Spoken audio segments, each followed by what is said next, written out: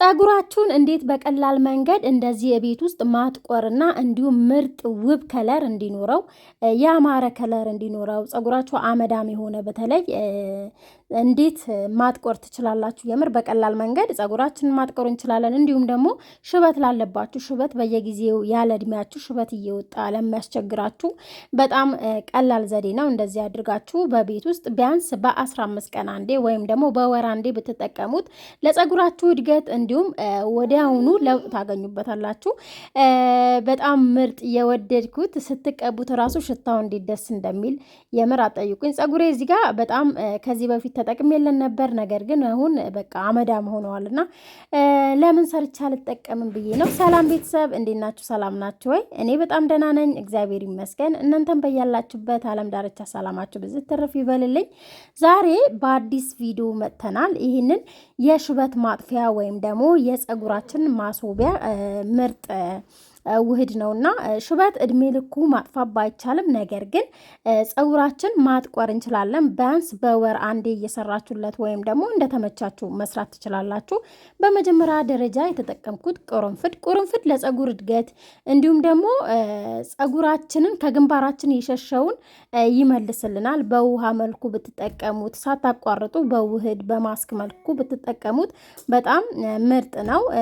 ሌላኛው ደግሞ ጥቁር አዝሙድ በተለይ ጥቁር አዝሙድ ዛሬ የተጠቀምኩበት ምክንያት ለራስ ምታት ራሱ በጣም አሪፍ ነው። ከዚህ በፊት ተጠቅሜው ራስ ምታት በጣም አስቸግሮኝ ነበርና ጸጥ ብሎልኝ ነበር። ከዛ በኋላ ግን ተመለሰ። ከ15 ወር ይሆነኛል መሰለኝ ከተጠቀምኩለትና ከዛ ለምን ደግሜ አልጠቀምም ብዬ ነው። የምር ጥቁር አዝሙድ ራስ ምታት ላለባችሁ ተጠቀሙት፣ በጣም አሪፍ ነው። እንዲሁም ደግሞ ለፀጉር እድገት በጣም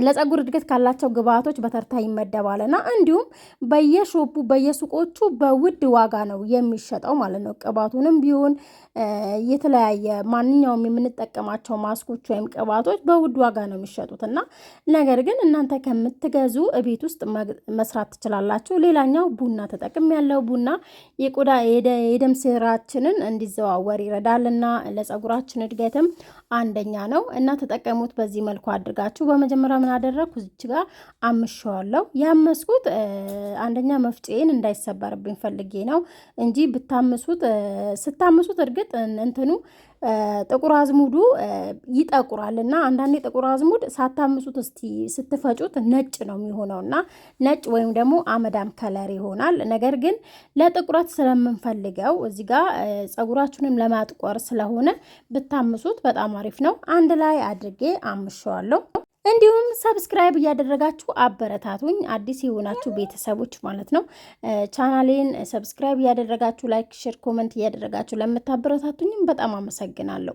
በዚህ መልኩ ካመስነው በኋላ ማረር እንዳያርባችሁ። ነገር ግን ቁርንፍድ ወዲያውኑ እሳት ሲነካ ወዲያውኑ ነው የሚለወጠው፣ እንዲሁም ደግሞ ይወፍራል። እስቲ እናንተ የሞከራችሁት ሞክረናዋል ብላችሁ ጻፉልኝ ማለት ነው።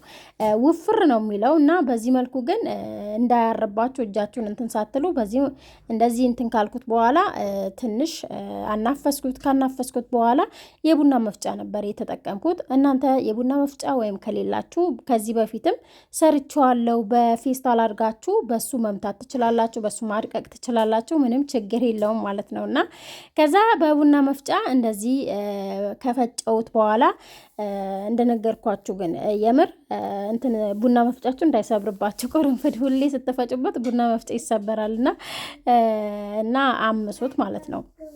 ከዛ በዚህ መልኩ አንድ ላይ አርጌ ከቡናውም አንድ ላይ አርጌ ነበር ያመስኩት እና ከዛ የምጨምረው እርድ ጨምርበታለሁ።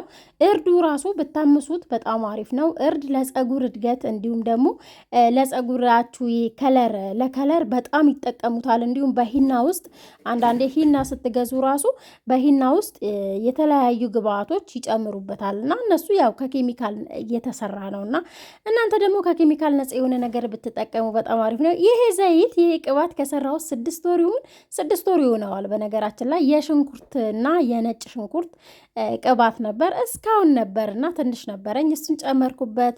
እንዲሁም በቀደም የሰራሁት የሮዝሜሪ ቅባት ሰርቼ ነበር፣ እሱን ነው የጨመርኩት። እናንተ ግን ያላችሁን ቅባት መጨመር ትችላላችሁ፣ ያላችሁን ነገር መጨመር ትችላላችሁ። እንዲሁም ሰንፍላወር ዘይት ካገኛችሁ በጣም አሪፍ ነው። ሰንፍላወር በጣም ለጸጉር ራሱ ለእድገት በጣም ብዙዎች ይጠቀሙታልና የምትታጠቡትም ከ2 ሰዓት ከ3 ሰዓት በኋላ የምትታጠቡትም ስለሆነ ብትጠቀሙ ምንም ችግር የለም። የምግብ ዘይት ያላችሁን ዘይት ብትጠቀሙ ማለት ነው። ከዛ የተጠቀምኩት ኦሊቭ ኦይል ተጠቅሜ ያለሁ ኦሊቭ ኦይል ተጠቅሜ አንድ ላይ እንደዚህ በደንብ አዋህጄው ለ3 ሰዓት ያክል ትቸዋለሁ እና እናንተ ግን ለአንድ ቀንም መተው ትችላላችሁ። ከ3 ሰዓት በኋላ እንደዚህ ይህንን ወፍራም ጨርቅ አምጥቼ በነገራችን ላይ ተጣብቆ ነው የሚቀረውና አይጸዳላችሁም። እንግዲህ ስታጠሉበት እንደዚህ እንትን ስትሉበት ጨርቁን እንደምትጥሉት ማወቅ አለባችሁ ማለት ነው። እና እኔም ያው ነጠላይን አልተጠቀምኩም እና ይሄኛው ጨርቅ ተጠቀምኩ። አጥፌ ነበር የተጠቀምኩት። ለምን አንደኛ እንትን እንክርዳዱ እንዳይወጣብኝ ማለት ነው። እንክርዳዱ እንዳይወጣብኝ ስለፈለግኩ እንደዚህ አድርጌ በዚህ መልኩ ጭምቅ አድርጌ ነበር ያወጣሁትና ግን የምር ግን ሽታው እንዴት ደስ እንደሚል በጣም ነው። በቃ የሆነ እንዲህ ነው የሚበላም አይደለም አለ አይደል በጣም ልዩ የሆነ ነው። እና እርግጥ ሻምፖ አልሰራውለትም፣ ከታጠበ ሻምፖ ሳይሆን ኮንዲሽነር ሰርቻለሁ። ኮንዲሽነሩ ደግሞ በሚቀጥለው እለቅላችኋለሁ።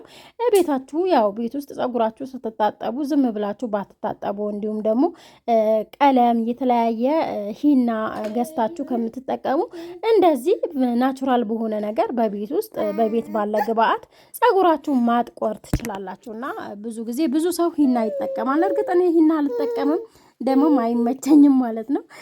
ያው ብዙዎች የሚመቻቸው አለ የማይመቻቸውም አለና ሂና ከምትጠቀሙ እንደዚህ እያደረጋችሁ ብትጠቀሙ። ከዛ የተጠቀምኩት ጄል ተጠቅሜያለሁ። ይሄኛው ጄል ካላችሁ ጨምሩበት፣ ከሌላችሁ ደግሞ ምንም ችግር የለውም። እንደዚሁ መቀባት ትችላላችሁ። በጣም ወፍራም ነው የሰራሁት ራሱ በጣም ወፍራም ነው። እንደዚህ በዚህ ልክ ስትሰሩት ውፍር ይላልና ከዛ እኔ ግን ጄል የጨመርኩበት አንደኛ በቃ ጄሉም የጸጉር ስለሆነ ምንም በደንብ እንዲወፍርልኝ ስለፈለግኩ ነው ማለት ነው። እና ነገር ግን እናንተ ከሌላችሁ ምንም ችግር የለውም። በመጨረሻ ይህንን የመሰለ የሽበት ወይም የጸጉር ማቅለሚያ ምርጥ ከለር ነው የሰጠኝና እንዴት ደስ እንደሚል ግን የምር። ከዛ በመጨረሻ ጸጉሬ ላይ እንደዚህ ጸጉሬን ተቀባው። ጸጉሬን በደንብ ነው የቀባሁት። እርግጥ በዛ ብታደርጉት በጣም ግቡር ከሆነ ጸጉራችሁ ላይ በቃችሁ ይችላል እና ቅባቱን በዛ አድርጉት። እንዲሁም ደግሞ ወይም ጄል በተልባ በጄሉ እንትን ፋንታ የተልባ ጄል ካላችሁ ትንሽ እየጨምሩበት ሰርታችሁ ማለት ነው፣ በዛ እንዲለላችሁ በዛ መልኩ ማድረግ ትችላላችሁ። እንዲሁም ደግሞ የተለያየ ወይ የሩዝ ዱቄት ካላችሁ በሱ ራሱ መስራት ይቻላል። በሱም ከዚህ በፊት ሰርቻለሁ እና ግን ይሄኛው በጣም ተመችቶኛል። አንደኛ ለጸጉሬ በቃ የራስ ምታት እንትን ብሎልኛል፣ ንቅል አድርጎ ነው ያነሳልኝና እግዚአብሔር ይመስገን። ግን የምር ለ15 ቀን ነው ለወር እንደዚህ አርፌ ነበር ማለት ነው። እኔ ራስ ምታት ለሚያስቸግራችሁ በዚህ መልኩ እያደረጋችሁ ራሱ ብትሰሩ ለጸጉራችሁ ብትቀቡ በጣም አሪፍ ነው ብዬ ሪኮመንድ አደርጋችኋለሁ። ከዛ በኋላ ጸጉሬን በደንብ መሳጅ አድርጌ በዚህ መንገድ ጸጉሬን ከተቀባው በኋላ በደንብ ነው መሳጅ ያደረግኩት። መሳጅ መደረግ አለበት። እንዲሁም ደግሞ ግንባራችሁ ስር በደንብ መሳጅ አድርጉት። ከግንባር የሸሸ ጸጉርን ያሳድጋልና ይመልሳል። ለማንኛውም ይመስል ነበር። በሌላ ቪዲዮ